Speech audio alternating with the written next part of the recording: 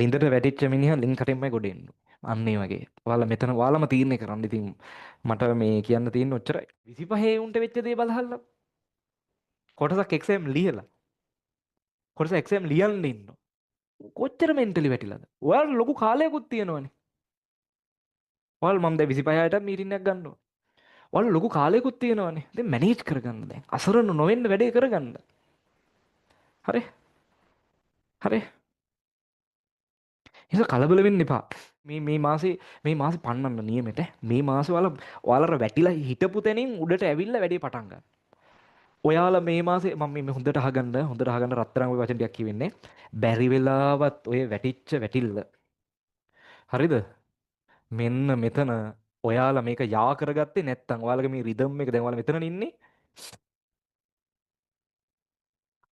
මේ ඔයාලා දැන් මෙතනනේ ඇවිල්ලා ඉන්නේ මේ රිදම් එකට කොහොම ගිහලා මෙතන කැඩිලා ඉන්නේ. දැන් වැඩ පටන් ගන්න නැතුවනේ ඉන්නේ.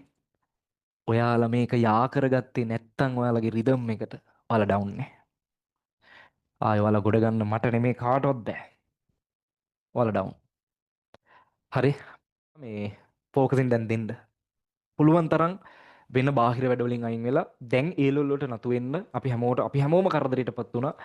කරන්න දෙයක් නැහැ.